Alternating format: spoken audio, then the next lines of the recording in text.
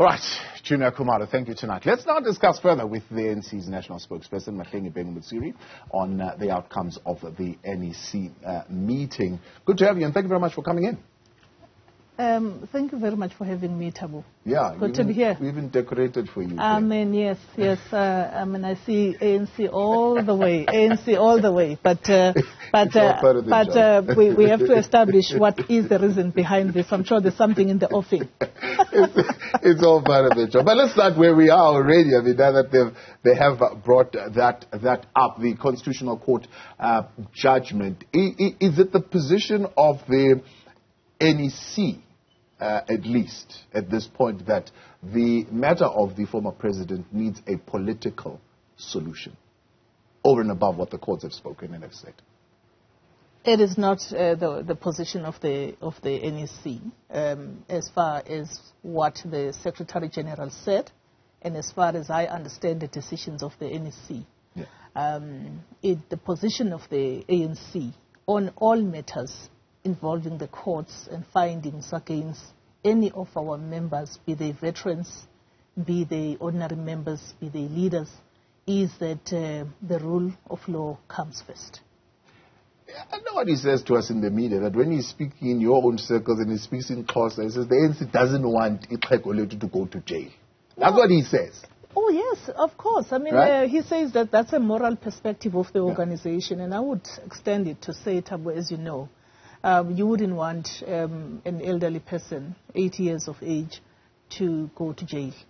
I think it's only fair for any person that is humane, that has been raised in a particular cultural setting. Okay.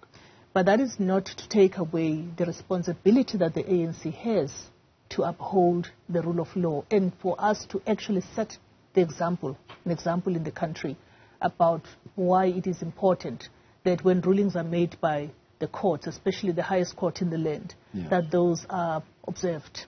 Okay. And, but does that mean the ANC is going to sit and fold his hands and do nothing? Because I'm not suggesting so. I mean, Saver Democracy is saying that this thing of people threatening to destabilize the country, police must deal with that, right? People must not ban things. But if the former president needs to go to jail, they must go to jail. Well, I suppose the ANC wouldn't take a view that it sounds as nonchalant as that, because this is a father to many of us. It's almost as you saying that to your own parent when they've erred. And when they've erred, they must take accountability if they've been found to have erred.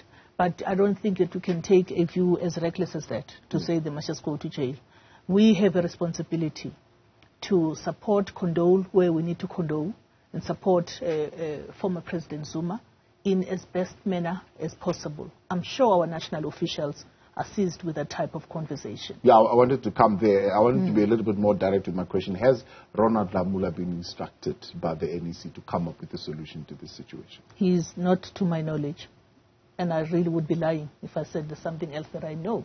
But what I do know is that there is a need for us to balance the fact that former President Zuma is an 80-year-old man. Yeah. We are not interested in saying he must go to jail. I think it will be un-ANC for us to say that. But at the same time, we can never be seen to be dancing around the findings of the courts, because we ourselves have said it's very important that judicial institutions are respected and the decisions that they make. And of course, the lower courts, there are all manner of processes of appeal that people can explore by right, but the stance of the ANC continues to be unequivocal in as far as support for the independence of the judiciary. Yeah. But how difficult is that job for the ANC to give support to former President Zuma when it does seem he's not responded to the call that you made coming out of conference that he must come a little bit closer and let them sit around the table, particularly with the current president, and iron out their issues? Well, I suppose those are conversations. It's in the nature of things, I suppose, in political leadership. I know that the SG, together with national officials, have made a number of approaches to former president seeking a meeting. And I think the SG has been on public record as far as that is concerned. But at that time, former President Zuma was attending to this court cases. Now, as we understand it, he's in Russia seeking medical treatment. I suppose then there's not much that anyone can do about that, you know. But I do think that there is a strive to handle these matters as responsibly as possible. We've ventilated all our issues with former president, in the public domain, in the spirit of the ANC, to speak about our issues, including our own internal challenges, because we call ourselves leader of society. But equally, we have to be responsible about and not, if you like, preempting things that must still happen. I would like to think that at the right time there will be that conversation between our national officials with former president upon his return. Let's stay with the issues of the presidents and talk about what the former President Thabo Mbeki said around this question of Phala-Phala. And he was talking here just before the three-member panel would have released its report and saying, what is going to happen if that panel comes out and says there's a case to answer to? How is the ANC going to respond? Did the ANC touch on that with the view of 2024 and I suppose the various challenges that are being mounted now, one against the public protector, acting public protector's report? What is the ANC's position on the 2024? Is it set on Cyril Ramaphosa as being the face of that campaign and dead set on it? Well, dead set on it because this is the president of the African National Congress, recently elected at the 55th National Conference. Certainly the face of the campaign of the ANC going forward until, relevant institutions find otherwise, in which case the ANC would have to then go back to its drawing board. But certainly that is the case. We also note the findings by the acting public protector.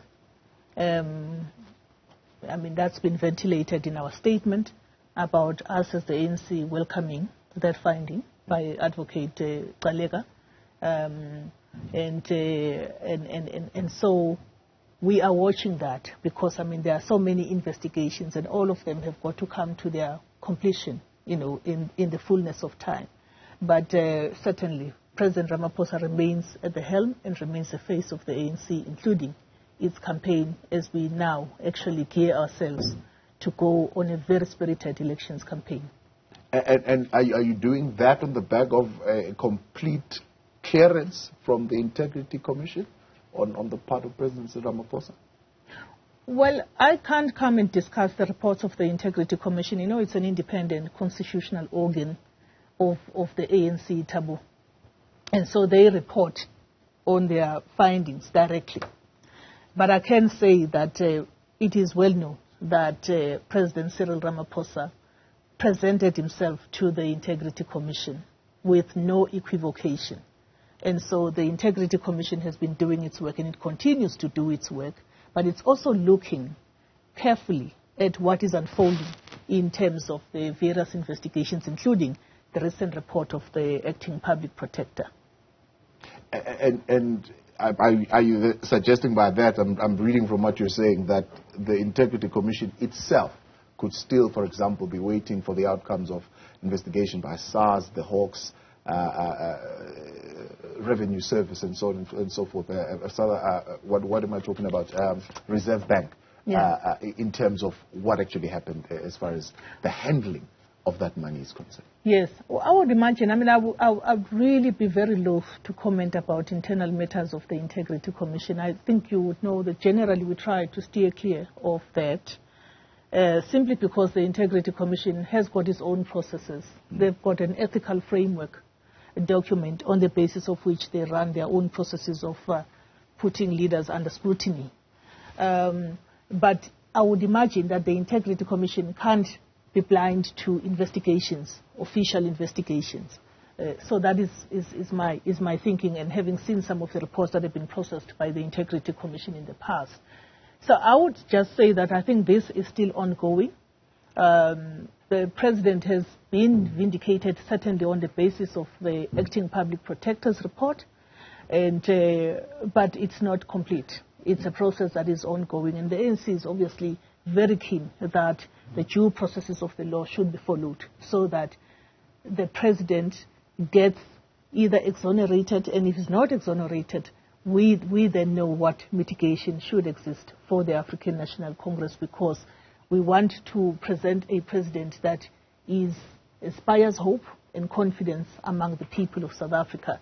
And so it's important for us also that the full set of investigations are completed and we have a full picture and we have confidence as we go into the election. But I can say that we are going into the election with Cyril Ramaphosa as the face of the campaign of the ANC.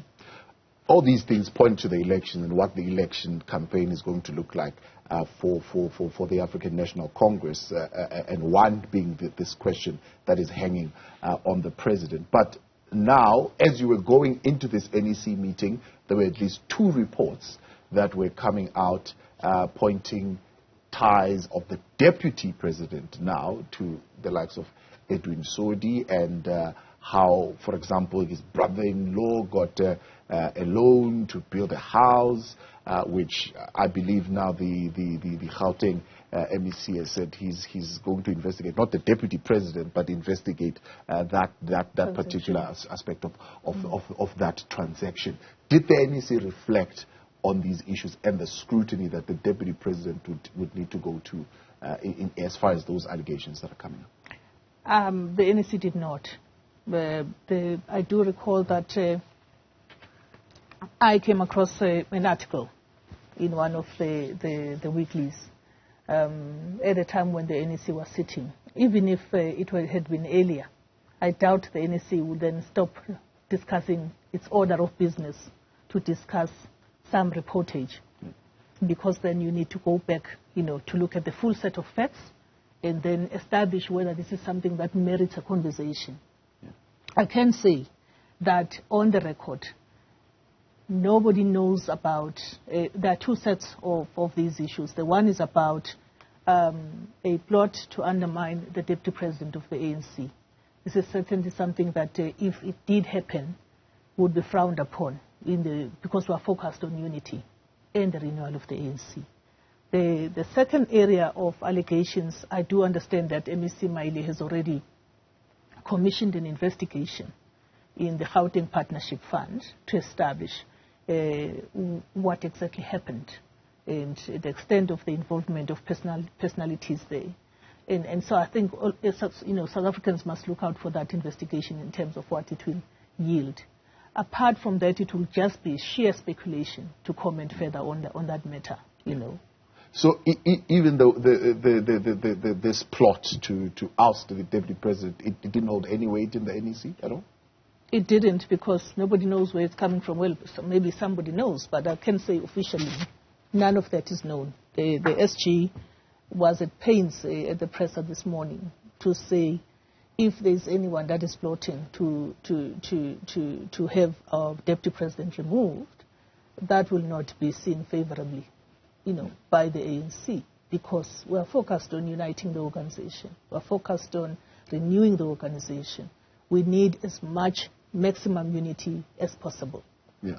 So nobody asked him and said, what is this thing? Because they say it's attributed to you. You are saying that there is a plot to oust you. Just explain to us what is. I know the president said he asked him and he said, I'm the only one who has the power to place you and to remove you. So he said, well, they'll still have a conversation further on it. Yes. But you nobody in the NEC felt we need to address this. You didn't see it. But I think this was a rather important meeting, especially reviewing where you come from and where you are going. And when you come out of there and you're making claims like we'll have no coalition, as far as we are concerned at this particular point, we'll go at it alone and you are certain of victory. These are issues that are almost like time bombs that will go off along the way. Sure. To 2024. Well, Thabo, you also have got to understand the culture in the ANC. I mean, there's a structure to our process, always. It's time-tested, for that matter. You don't read about something in the media now and then you make it an agenda item, because then you just lose the sense of method and structure. But I want to say that. But having said so, it's important, I think, to acknowledge that there is every single day, there's all manner of reporting about this or that ANC figure or character.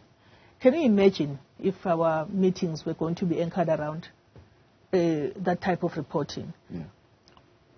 On Sunday afternoon, I convened a media engagement session between our president, in his capacity as the president of the ANC, with editors and senior journalists. Some of these things were asked. And the president was very categoric, because indeed he's the one who appoints, he's the one who's enjoined by the constitution to appoint a deputy president in the cabinet. And he was very clear about where he stood in as far as this is concerned. So as I read about this, I'm not familiar about where this is coming from. But Comrade Paul knows that he remains the deputy president. There's never been any aspersions casted, on his role or in whatever manner. The SG comes back today to reaffirm what the president had said. What more can we say? About a time, but don't make this a long break. So let's have you back again. It certainly won't be a long break. I'm going to be a regular. Much appreciated. Thanks, Thabo. Thank you so much.